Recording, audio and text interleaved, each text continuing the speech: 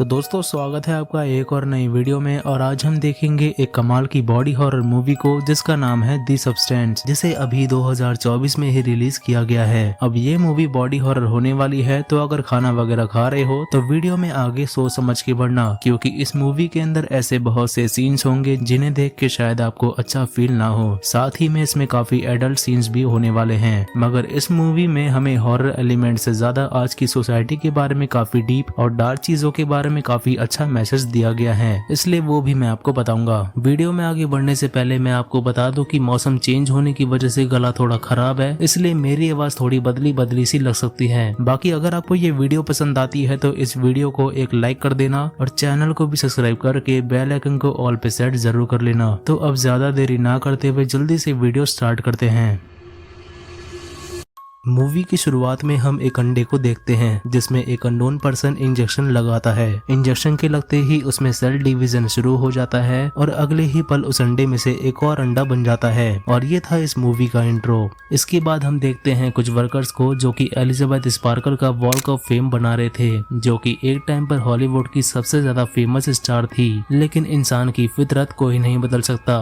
आज इंसान जिसको सबसे ज्यादा मान रहा है, कल वही इंसान उस इंसान को पूछेगा भी नहीं। और हर वक्त कुछ अच्छे और नए की तलाश में रहना इंसानों के लिए किसी कर्ज से कम नहीं है। और ऐसा ही कुछ एलिजाबेथ के साथ भी हुआ। जो लोग पहले उस वॉक ऑफ फेम के साथ फोटोज क्लिक करवा रहे थे, उसके ऊपर पैर तक नहीं रख रहे थे और इतना ज्यादा अप्रिशिएट कर रहे थे, आज उन्हीं लोगों से उसके ऊपर खाना तक गिर जा रहा है तो भी उनको कुछ फर्क नहीं पड़ रहा, क्योंकि काफी साल बीत चुके हैं और एलिजाबेथ भी अब 50 साल की हो चुकी है। यानी कि जवानी के दिन चले गए और बुढ़ापे के दिन चालू हो चुके हैं। ऐसा ही कुछ हमारे मरने के बाद भी होता है। 13 दिनों तक लोग शोक मनाते हैं और उसमें से भी आधे लोग तो बस खाना खा के चले जाते हैं, और जो अपने दिल के करीब होते हैं वो भी साल भर में हमें भूल जाते हैं। इस छोटे से सीन में हमें इतना सब कुछ बताया जा रहा है, लेकिन इसे समझ पाना हर किसी के बस की नहीं। खैर, अब हम एलिजाबेथ को देखते हैं जो कि अपना शूट कर रही थी और आज इसका 50वां जन्मदिन है। शूट खत्म करके वो वॉशरूम में जाती है, लेकिन लेडीज वॉशरूम ऑक्यूपाइड था, जिसकी वजह से उसको मेल वॉशरूम में जाना पड़ता है। तभी उस वॉशरूम में उसके शो का प्रोड्यूसर हार्वी आ जाता है, जो कि फोन पे किसी से एलिजाबेथ की बुराई कर रहा था कि एलिजाबेथ का स्टारडम खत्म हुआ और वो अब बूढ़ी हो चुकी है और लोगों को यंग और हॉट लड़कियां चाहिए, ना कि कोई बुढ़ी। इसलिए वो अब एलिजाबेथ को शो से हटा देगा और एक नई और यंग लड़की को शो पे लेके आएगा।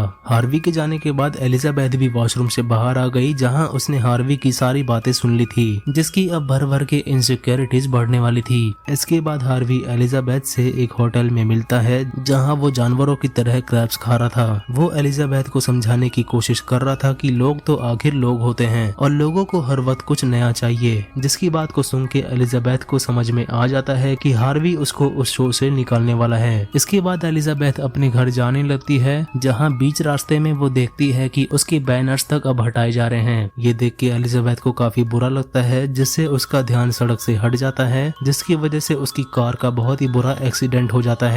इसके बाद एलिजाबेथ की आंख सीधा एक हॉस्पिटल में खुलती है, लेकिन एलिजाबेथ को जरा चोट नहीं आई थी। डॉक्टर उसको उसकी हेल्थ के बारे में बता रहा था, लेकिन आज उसको जो भी कुछ झेलना पड़ा उस वजह से एलिजाबेथ वहीं पे बैठ के रोने लगती है। अब डॉक्टर भी बोले तो आखिर बोले क्या, इसलिए वो भी वहाँ से चला जाता है। तभी एक नर्स वहाँ आके एलिजाबेथ को चेक करने लगता है, जहाँ वो उसकी स्पाइनल बोन चेक कर रहा था। एलिजाबेथ कहती है कि डॉक्टर ने तो मुझे जाने के लिए बोल दिया था, तो अब क्या चेक करना बाकी है, कहीं कुछ दिक्कत तो नहीं है। नर्स कहता है कि नहीं, सब कुछ ठीक है, बल्कि तुम तो एक परफेक्ट कैंडिडेट हो। एलिजाबेथ को उसकी बात समझ नहीं आती, जिसके बाद वो नर्स उसको उसका जैकेट दे देता है, जहां वो उस नर्स के हाथ पे एक निशान नोटिस करती है। इसके बाद एलिजाबेथ अपने घर जाने लगती है और जैसे ही वो अपने जैकेट में हाथ डालती है तो उसको एक नोट और एक पेन ड्राइव मिलती है। उस पेन ड्राइव पर दी सब्सटेंस लिखा हुआ था, साथ ही में एक फोन नंबर भी दिया गया था और नोट पे लिखा हुआ था कि इस चीज ने मेरी जिंदगी बदल दी। खैर, तभी वहाँ एक फ्रेड नाम का आदमी आ जाता है, जो कि एलिजाबेथ के स्कूल डेज में उसके साथ था, जो कि अब एलिजाबेथ का बहुत बड़ा फैन बन चुका है। फ्रेड उसकी काफी तारीफ कर रहा था, जिसे सुन के एलिजाबेथ को काफी अच्छा लगता है कि चलो कोई तो है जो मेरा आज भी फैन है। वो उसे उसका नंबर ले लेती है, जिसके बाद वो अपने घर पे पहुंच जाती है। घर पहुंच के वो उस पेन ड्राइव को चलाती है, जिसमें उसको एक इंजेक्शन के बारे में बताया जाता है, जिसका नाम दी सब्सटेंस था। सिर्फ एक इंजेक्शन लगाने से उसका पूरा DNA अनलॉक हो जाएगा और सेल डिवीजन की मदद से उसकी एक और बॉडी बन जाएगी, मगर वो उसी की बेटर वर्जन होगी। उसे 7 दिनों का एक परफेक्ट बैलेंस बना के चलना होगा, यानी कि 7 दिनों तक वो बाहर रहेगी और 7 दिनों तक उसका दूसरा वर्जन बाहर रहेगा। बस उसको याद रखना होगा कि वो दोनों एक ही हैं, यानी कि वो दोनों कोई अलग अलग इंसान नहीं होगी। एलिजाबेथ को ये सब बकवास लगता है, इसलिए वो उस पेन ड्राइव को डस्टबिन में फेंक देती है, क्योंकि ऐसा कैसे हो सकता है कि एक बॉडी से दूसरी बॉडी बन जाए, और अगर ये चीज पॉसिबल है भी तो ऐसा करना काफी खतरनाक हो सकता है। अब शाम को वो एक बार में जाके ड्रिंक करती है, जहाँ वो अपने से ज्यादा सुंदर और यंग लड़की को देखती है, जिसके साथ एक लड़का फ्लर्ट कर रहा था, लेकिन वो तो बस अकेली बैठी हुई थी। वैसे समझना तो इसको भी चाहिए कि कोई अपनी माँ की उम्र वाली औरत के साथ फ्लर्ट क्यों ही करेगा। वापस घर पहुँच के वो खुद को शीशे में देखती है तो उसको खुद से ही घिन होने लगती है कि वो कितनी बूढ़ी हो गई है, और गुस्से में आके वो अपने फोटो फ्रेम को ही तोड़ देती है।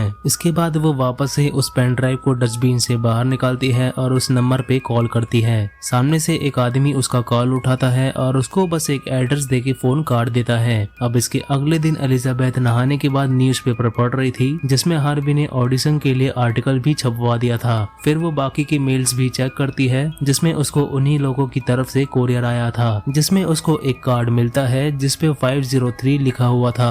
अब कल जो उसे एड्रेस दिया गया था वो उसी जगह पर पहुंच जाती है, जो कि काफी सुनसान जगह पे था। वो उस जगह के अंदर चली जाती है जहां उसको ढेर सारे लॉकर्स मिलते हैं। वहां पे एक 503 नाम का लॉकर भी था, जिसमें उसको एक बॉक्स मिलता है, जिसको लेके वो सीधा अपने घर पे आ जाती है। उसके अंदर उसे सबसे पहले एक एक्टिवेटर मिलता है, फिर एक स्टेबलाइजर मिलता है और एंड में फूड भी मिलता है। एक पैकेट मैट्रिक्स के लिए था, यानी कि एलिजाबेथ, और दूसरा फूड उसके दूसरे वर्जन के लिए। उस प्रोडक्ट पे लिखा हुआ था कि इसे एक बार यूज करने के बाद डिस्कार्ड कर देना, यानी कि फेंक देना। उसके अंदर उसे कुछ नोट्स मिलते हैं जिसपे लिखा हुआ था कि वो एक्टिवेट सिर्फ एक बार हो सकती है, स्टेबलाइज उसको हर रोज करना होगा और स्विच उसको हर हफ्ते होना होगा, और याद रहे कि तुम दोनों एक ही हो। खैर उसी रात एलिजाबेथ अपने वॉशरूम में बिना कपड़ों के खड़ी हुई थी और बुढ़ापे की निशानी उसके शरीर पे साफ साफ नजर आ रही थी। स्किन ढीली पड़ चुकी है और फेस पे रिंकल्स तक आ चुके हैं। एलिजाबेथ उस एक्टिवेटर को इंजेक्ट कर लेती है, लेकिन उसको कुछ नहीं होता। एलिजाबेथ को लगता है कि उसका कट चुका है, लेकिन अगले ही पल उसको बहुत तेज चक्कर आते हैं और वो नीचे जमीन पे गिर जाती है। उसको अपनी बॉडी में काफी ज्यादा पेन हो रहा था, जहां हम उसकी बैक में कुछ हलचल होता हुआ देखते हैं। उसकी आंखें भी डबल हो जाती हैं, जिसके बाद उसकी बैक को चीरते हुए उसका दूसरा वर्जन बाहर निकलता है, और उसके दूसरे वर्जन का नाम था सू खुद को शीशे में देखती है तो उसको यकीन ही नहीं होता, क्योंकि वो बिल्कुल जवान और काफी ज्यादा सुंदर हो चुकी थी। मगर वहीं पे एलिजाबेथ भी पड़ी हुई थी, जो कि बेहोश थी। सू एलिजाबेथ की बैक में स्टिचेस लगाती है और जो फूड मैट्रिक्स के लिए दिया गया था वो एलिजाबेथ को इंजेक्ट कर देती है। इसके बाद सू नहा धो के बाहर आती है, लेकिन तभी उसके नाक से खून आने लगता है, इसलिए अब वक्त था खुद को स्टेबलाइज करने का।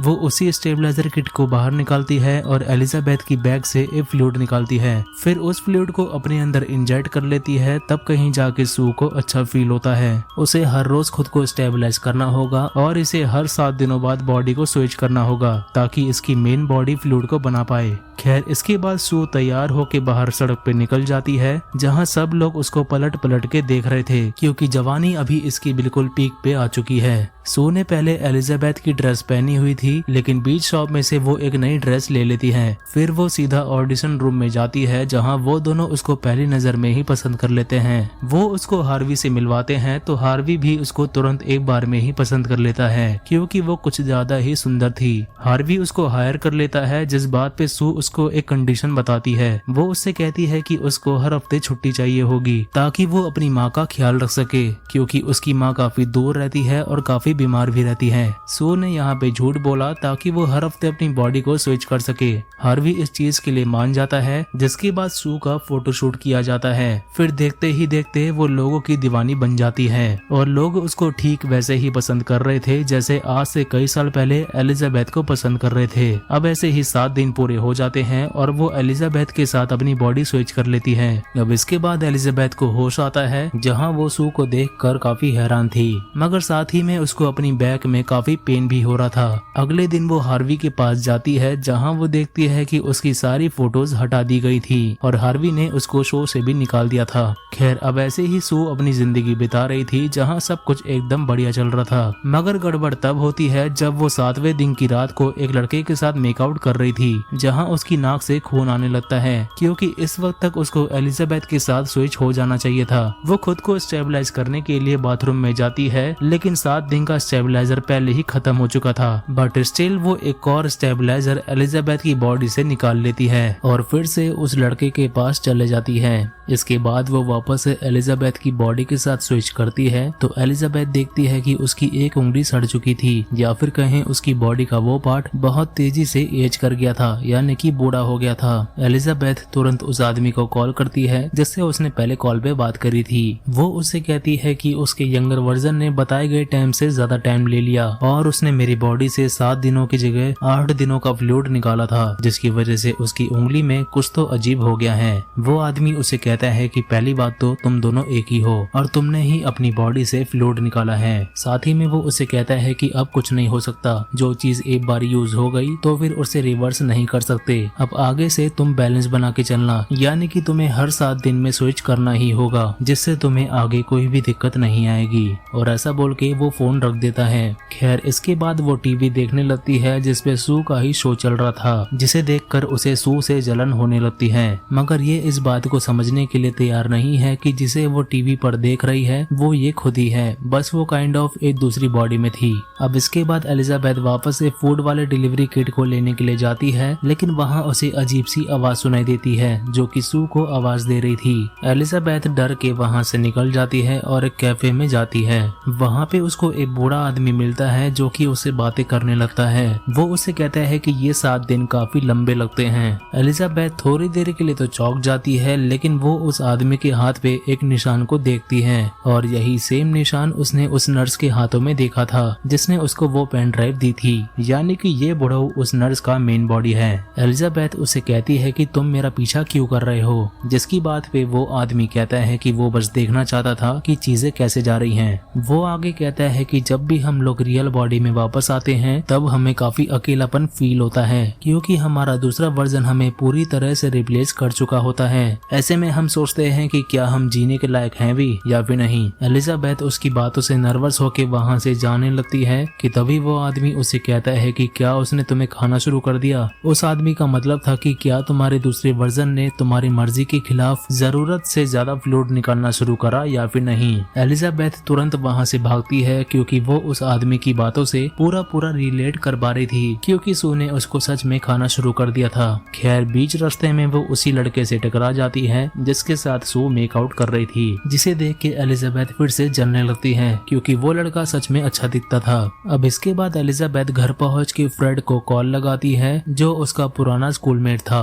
वो फ्रेड से आज रात एक डिनर पे चलने के लिए बोलती है ताकि अभी जो उसके साथ इतनी बुरी चीजें चल रही हैं उसको वो थोड़ी देर के लिए भुला पाए। वैसे फ्रेड इसको इतने दिन पहले मिला था और कॉल ये उसको अब कर रही है। असल जिंदगी में भी ऐसा ही होता है कि लोग तुम्हें उस हिसाब से ट्रीट करते हैं जिस हिसाब से उनकी जिंदगी चल रही होती है। आज किसी ने भाव नहीं दिया, आज किसी से अटेंशन नहीं मिली, आज थोड़ा मूड ऑफ है तो चलो इसी इंसान को पकड़ लेते हैं क्योंकि ये तो मेरे लिए पागल है ही, तो मना थोड़ी करेगा। इसलिए कभी भी किसी के लिए इतना सिंप मत बनो कि एंड में रणवीर सिंह बन के रह जाओ। इस सीन का यही मतलब था, तो मैंने बता दिया। खैर अपना सिंप लौंडा एलिजाबेथ के साथ डिनर पे जाने के लिए मान जाता है, जिसके बाद एलिजाबेथ भी तैयार होने लगती है। अच्छा खासा तैयार होके वो घर से निकल रही थी, लेकिन तभी वो एक बार सू को देखने जाती है। वो सू के सुंदर लिप्स को देखती है जिनसे वो खुद के लिप्स को कंपेयर करने लगती है, इसलिए वो भी लिपस्टिक लगाने लगी। वॉशरूम से बाहर निकल के वो अपने हॉल में आती है तो सामने में उसको सू का बोर्ड दिख गया। इस बार वो सू की बॉडी को निहार रही थी और फिर से अपनी बॉडी से कंपेयर करने लगती है। फिर वो वापस से वॉशरूम में जाके एक स्कार्फ पहनती है, फिर डबल मेकअप और डबल लिपस्टिक लगा के वहाँ से निकलती है। इस बार वो पूरी कोशिश करती है कि सू के बोर्ड पे उसकी नजर ना जाए, मगर इस बार वो अपना फेस डोर के हैंडल में देख लेती है। वो अपने फेस और बॉडी को लेके बहुत ज्यादा इनसिक्योर हो गई थी, इसलिए वो गुस्से में आके अपना पूरा मेकअप और बाल खराब कर लेती है। इसलिए कहता हूँ अगर खुद को दूसरों से कंपेयर करोगे तो जिंदगी में खुश कभी नहीं रह पाओगे। निराश होके वो अपने कमरे में जाके बैठ गई जहाँ फ्रेड उसको बार बार मैसेज कर रहा था, लेकिन वो फ्रेड से मिलने नहीं जाती। इसके बाद एलिजाबेथ फ्रिज से बड़ा सा चिकन निकालती है, जिसके बाद हम सीधा सू को देखते हैं। वो अपना शूट कर रही थी, जहां एरोबिक्स करते हुए उसके हिप्स में से अलग ही चीज निकल के आ जाती है। सो बिल्कुल टेंशन में आ जाती है कि आखिर अभी हुआ क्या। तभी एक क्रू मेंबर उस कैमरामैन से कुछ कहता है, जिस बात पे कैमरामैन कहता है कि कंट्रोल रूम के अंदर डायरेक्टर ने अभी कुछ अजीब चीज नोटिस करी है, इसलिए ये लोग उस टेप को वापस से चलाने लगते हैं। इस चीज से सू और भी ज्यादा टेंशन में आ जाती है कि कहीं ये लोग उस चीज को देख न ले, जो भी चीज उसकी बॉडी में से निकली थी। इसलिए सू वॉशरूम में चले जाती है। वो उस चीज को अपने हाथों से मूव करके अपने नेवल तक लेके आती है, फिर उस चीज को वो अपने नेवल में हाथ डाल के निकालती है, जहां हम देखते हैं कि वो चीज एक चिकन का लेग पीस था और ये सीन बहुत ही ज्यादा घिनौना था। तभी सू की आंखें खुल जाती हैं, क्योंकि ये बस उसका सपना था और एलिजाबेथ सू के साथ स्विच कर चुकी थी। सू वहां से निकल के हॉल में आती है तो वो देखती है कि एलिजाबेथ ने कल रात पूरा एक चिकन ठूस लिया था। इसी वजह से उसको चिकन का सपना आया, क्योंकि आखिर है तो दोनों सेम ही, इसलिए ही दोनों को एक दूसरे के अजीब सपने आ रहे थे बॉडी को स्विच करने से ठीक पहले। सू उसी आदमी को कॉल करती है और सू भी उसी को वही बात बोल रही थी कि एलिजाबेथ सही से बिहेव नहीं कर रही। वो आदमी अगेन उसे कहता है कि तुम दोनों एक ही हो। खैर अब वो वापस से अपने सेट पे पहुंचती है, जहां वो देखती है कि वो टीवी शो कैंसिल हो चुका था। हार्वी उसको अपने पास बुलाता है, जहां सू को लग रहा था कि उसका करियर अब खत्म होने वाला है, लेकिन हार्वी उसे कहता है कि तुमने तो कमाल कर दिया, लोग तुम्हें बहुत ज्यादा पसंद कर रहे हैं, जिसकी वजह से शो की रेटिंग्स भी हाई हो चुकी है। इसलिए उसने डिसाइड करा है कि तुम न्यू ईयर ईव शो को होस्ट करोगी, जो कि सबसे बड़ा शो था, जहां पे 50 मिलियन लोग तुम्हें लाइव देखेंगे। इस बात को सुनकर सू खुशी के मारे पगला जाती है, जिसके बाद हम उसको सीधा वॉशरूम में देखते हैं, जहां वो फ्लूइड निकालने आई थी। मगर इसके बाद वो एक एक करके कुछ ज्यादा ही फ्लूइड निकालने लगती है। दिन पर दिन बीतते चले जाते हैं, जहां उसके पास एक एक करके नई नई अपॉर्चुनिटीज आ रही थी। 7 दिन से 10 दिन तक हो जाते हैं, लेकिन सू का मानना था कि एलिजाबेथ के पास तो काम करने के लिए वैसे भी कुछ है नहीं, तो स्विच करके क्या ही करेगी। मगर इसी बीच हम एलिजाबेथ की बैग को देखते हैं, जहां उसकी बैग में इन्फेक्शन हो चुका था, जहां से बहुत बुरी स्मेल भी आ रही थी। अब इसके कुछ टाइम बाद सू फिर से स्विच करती है, जहां एलिजाबेथ खुद को देखकर बहुत जोर से चिल्लाती है, क्योंकि एलिजाबेथ की लगभग आधी बॉडी बूढ़ी हो चुकी थी। वो वापस से उसी आदमी को कॉल करती है, जहां वो आदमी उसे कहता है कि क्या तुम इसे रोकना चाहती हो? तुम इसे रोक तो दोगी, लेकिन जो भी कुछ यूज हो चुका है वो रिवर्स नहीं होगा, बस तुम्हारा दूसरा वर्जन खत्म हो जाएगा और तुम जैसी अभी हो वैसी ही रहोगी। एलिजाबेथ सू के बोर्ड को देखने लगती है और उसके दिमाग में आता है कि शायद सू आगे से ऐसा ना करे। सू का बहुत बड़ा नाम भी हो चुका था, इसलिए एलिजाबेथ ये सब स्टॉप करने के लिए मना कर देती है। अब उसी रात एलिजाबेथ बैठ के टीवी देख रही थी और जब वो अपने सोफे से उठने का ट्राई करती है तो उसका एक पैर काम ही नहीं कर रहा था और एक तरीके से उसके पैर की हड्डी जाम हो चुकी थी। जैसे तैसे वो अपने पैर को सीधा करती है और उठ के अपनी बुक शेल्फ के पास जाती है। वहाँ पे उसको एक रेसिपी बुक मिलती है, जिसे हार्वी ने ही उसे दिया था। वो इसी रेसिपी बुक से चीजें बनाना शुरू कर देती है और टीवी में वो सू का इंटरव्यू देख रही थी। सू एलिजाबेथ की काफी ज्यादा बेइज्जती कर रही थी, जिससे एलिजाबेथ का दिमाग तो पूरा खराब हो चुका था। वो वॉशरूम में जाके नहाने लगती है और अपना सर जमीन पे पटकने लगती है, जहाँ वो बोल रही थी कि तुम्हें खुद को कंट्रोल करना होगा। अब इसके बाद हम वापस से सू को देखते हैं, जहाँ वो अपने घर का हाल देख के चिल्लाती है, क्योंकि एलिजाबेथ ने इन 7 दिनों में घर का हाल बेहाल कर दिया था और चारों तरफ सिर्फ और सिर्फ खाने की चीजें फैली हुई थी। सू को काफी गुस्सा आता है और वो ढेर सारी बोतल्स वॉशरूम में लेके जाती है और गुस्से में आके सू वो काम कर देती है जो कि आगे चल के उसके लिए मुश्किलें पैदा करने वाली थी। वो एक एक करके उन सभी बोतल्स को फ्लूइड से भरने लगती है और वो पूरी तरह से एलिजाबेथ के खिलाफ हो चुकी थी। अब इस चीज को पूरे 3 महीने बीत जाते हैं, जहाँ सू ने खुद को एक बार भी स्विच नहीं करा था। वो नए लड़के को डेट कर रही थी, जहाँ वो लड़का उसको कमरे में बुलाता है। सू उसे कहती है कि वो बस उसको 2 मिनट दे। अब सू फिर से फ्लूइड लेने के लिए एलिजाबेथ के पास जाती है, क्योंकि सारा फ्लूइड खत्म हो चुका था। यहाँ हम देखते हैं कि सू ने एलिजाबेथ को दोनों फूड दे दिए थे। एक फूड मेन बॉडी के लिए तो था ही, लेकिन साथ में वो अपना फूड भी उसी को दे रही थी। वो उस फ्लूइड को निकालने लगती है, लेकिन फ्लूइड अब पूरी तरह से खराब हालत में बाहर आ रहा था। वो उस आदमी को कॉल करके सब कुछ बताती है, जिस बात पे वो आदमी कहता है कि तुम्हें स्विच करना होगा, क्योंकि जब तक तुम स्विच नहीं करोगी तब तक मेन बॉडी में फिर से फ्लूइड नहीं बनेगा, क्योंकि फ्लूइड बनाने के लिए मेन बॉडी का उसके होश में रहना जरूरी था। अब कल ही उसको ईव शो होस्ट करना था, लेकिन फ्लूइड उसके पास था नहीं और इस टाइम भी उसको फ्लूइड की जरूरत थी क्योंकि हालत उसकी खराब होने लग गई थी, इसलिए मजबूरी में उसे स्विच करना ही पड़ता है। स्विच होते ही हम एलिजाबेथ को देखते हैं जो कि आई मूवी के विक्रम जैसी लग रही थी और इंसान तो ये कहीं से नहीं लग रही। एलिजाबेथ की आवाज को सुन के वो लड़का सू को चेक करने आता है, लेकिन सही टाइम पे एलिजाबेथ वॉशरूम के दरवाजे को बंद कर देती है और उसको वहाँ से चले जाने के लिए बोलती है। एलिजाबेथ की जानवर जैसी आवाज को सुन के उस लड़के की भी फटके हाथ में आ जाती है, इसलिए वो वहाँ से भाग लेता है। उस लड़के के जाने के बाद एलिजाबेथ भाग के उसी आदमी को कॉल करने जाती है, लेकिन अब तो वो ठीक से भाग भी नहीं पा रही थी। जैसे तैसे वो उस आदमी को कॉल करती है और उसको ये सब बंद करने के लिए बोलती है। वो आदमी उसे कहता है कि तुम्हारी किट तुम्हारे लॉकर में पहुंच जाएगी। इसके बाद एलिजाबेथ अपनी उस फोटो फ्रेम को लेके आती है जिसको उसने अपने ही हाथों से फोड़ा था। फिर वो ढेर सारे कपड़े पहन के और अपना मुंह ढक के लॉकर वाली जगह पे जाती है जहाँ पर उसको एक किट मिलता है। घर आके वो उस किट को खोलती है जिसमें उसको टर्मिनेशन किट मिलती है।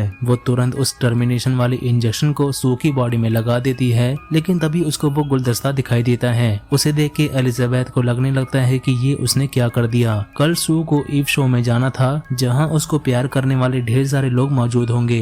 एलिजाबेथ ने लगभग हाफ से ज्यादा सब्सटेंस सू की बॉडी में डाल दिया था, लेकिन वो फिर से सू को होश में लाने का ट्राई करती है। सीपीआर देने के बाद भी सू होश में नहीं आ रही थी, लेकिन एलिजाबेथ उसको अपना खून ट्रांसफर करती है उसी स्विच वाले किट से, जहाँ सू को होश आ भी जाता है। मगर इस बार एलिजाबेथ भी होश नहीं हुई थी और ये दोनों एक दूसरे को पहली बार आमने सामने जिंदा देखती है। सू उसी टर्मिनेशन वाले इंजेक्शन को देख लेती है, जिससे उसको समझ में आ जाता है कि एलिजाबेथ उसको मारना चाह रही थी। अब वैसे ही वो एलिजाबेथ के खिलाफ थी और इस टर्मिनेशन किट को देखने के बाद उसे और ज्यादा गुस्सा आ जाता है, इसलिए वो एलिजाबेथ को दौड़ा दौड़ा के मारती है। वो उसका सर शीशे में मार मार के उसको घायल कर देती है, फिर एंड में उसमें लाते ही लाते मार कर उसको जान से मार देती है। खैर अब इसके अगले दिन सू ईव शो में पहुंच चुकी थी, मगर तभी उसको कुछ होने लगता है, इसलिए वो वहाँ की वॉशरूम में जाती है। वो वहाँ जाके खांसती है तो उसका एक दांत का टुकड़ा बाहर आ जाता है। वो अपने बाकी के दांतों को भी चेक करती है, जिससे उसके बाकी के दांत भी टूटते हैं, क्योंकि कल जो टर्मिनेशन किट का इस्तेमाल उस पे किया गया था उसने अपना असर दिखाना शुरू कर दिया है। वो वहाँ से निकल के तुरंत अपने घर जाने लगी, लेकिन तभी उसको हार्वी रोक लेता है, जो कि अपने शो के शेयर होल्डर्स के साथ था।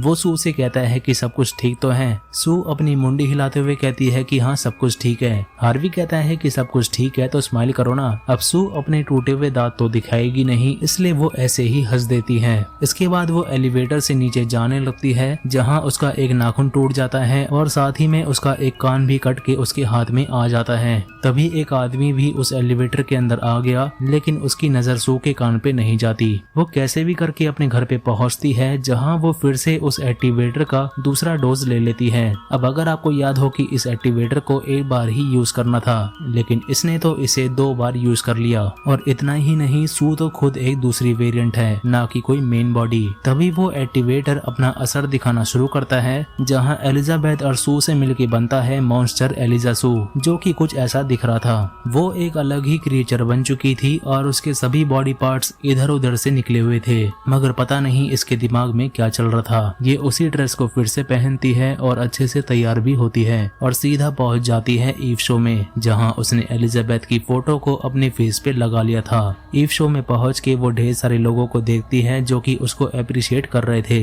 लेकिन वो बस उसकी इमेजिनेशन थी। इसके बाद वो सीधा स्टेज पे पहुंच जाती है, जहां लोग उसको देख के समझ ही नहीं पाते कि आखिर ये हो क्या रहा है। तभी उसके मुंह से एलिजाबेथ की फोटो हट जाती है और उसके सर में से उसका एक बॉडी पार्ट बाहर आके गिरता है, जिसे देख के लोगों के बीच में भगदड़ मच जाती है। लोगों ने इतना जल्दी रिस्पॉन्स कर दिया उसको देख कर कि क्या ही बोलूं, इतना बड़ा सा क्रिएचर इनके सामने था, तब नहीं दिखा इनको कुछ। खैर सब उसको धक्का दे के वहाँ से निकलते हैं, जहाँ वो बोल रही थी कि ये मैं हूँ, मुझसे क्यों डर रहे हो। तभी इतने में एक आदमी वहां आके उसका सर उड़ा देता है, लेकिन उसका सर फिर से उग जाता है। उसका एक हाथ भी कट चुका था, जिससे खून की नदियां बह रही थी और सभी लोग खून से भीग जाते हैं। ये सीन मुझे थोड़ा सा डम लगा, क्योंकि इतना ज्यादा खून किसी के अंदर कैसे हो सकता है। वो वहां से निकल के बाहर भागती है, जहां भागते भागते उसका शरीर फट जाता है और सिर्फ उसका सर ही बचा था। उसका सर रेंगते रेंगते उसी वॉल ऑफ फेम पे जाके रुकता है, जिसके बाद उसका सर वहीं पे गल जाता है। और याद है ना, इंसानों की फितरत। लोग इस चीज को भी बड़े आराम से भूल जाते हैं, जिसके अगले दिन एक सफाई वाला आके उसके खून को साफ कर देता है और उसके खून के साथ साथ ये मूवी भी यहीं पर खत्म हो जाती है। तो दोस्तों ये थी दी सब्सटेंस मूवी की पूरी कहानी, जो कि मुझे काफी सही लगी। लेकिन मूवी के एंड में जो इलॉजिकल सीन दिखाया गया उससे मूवी का फ्लो बिगड़ गया। शुरुआत से लेके मिड तक ये मूवी काफी बेहतरीन थी, बस एंडिंग में थोड़ी कच्ची रह गई। बाकी कॉन्सेप्ट इस मूवी का काफी तगड़ा था, जहां हमें बताया गया कि जैसे हम नई नई चीजों को लेके टाइम के साथ यूज्ड टू हो जाते हैं, वैसे ही टाइम के साथ हमें खुद की बॉडी में होने वाले चेंजेस को भी अपना लेना चाहिए। एलिजाबेथ भी अगर इस बात को मान लेती कि वो बूढ़ी हो चुकी है तो ये सब उसके साथ होता ही नहीं। चलो एक बार गलती हो भी गई तो कोई बात नहीं, उसके पास 2-3 मौके और आए। अगर वो वहीं पे रुक जाती तो चीजों को संभालना काफी आसान होता, या फिर वो चीजों को बैलेंस करके चलती तो कोई भी दिक्कत नहीं आती। लेकिन हर वक्त प्यार, अटेंशन और वैलिडेशन मिलने की भूख इंसानों को अंदर से खोखला कर देती है। बस इसी वजह से ये मूवी मुझे काफी सही लगी। अब इस वीडियो को यहीं पर खत्म करते हैं और मेरा दुनिया भर का ज्ञान भी। बाकी अगर आपको ये वीडियो पसंद आई है तो मेक श्योर कि आप लोग इस वीडियो को एक लाइक जरूर करें, साथ ही में चैनल को भी सब्सक्राइब जरूर करें, क्योंकि मैं ऐसे ही वीडियोस लाता रहता हूँ। मैं मिलता हूँ आपसे अगली वीडियो में, तब तक के लिए thanks for watching and take care.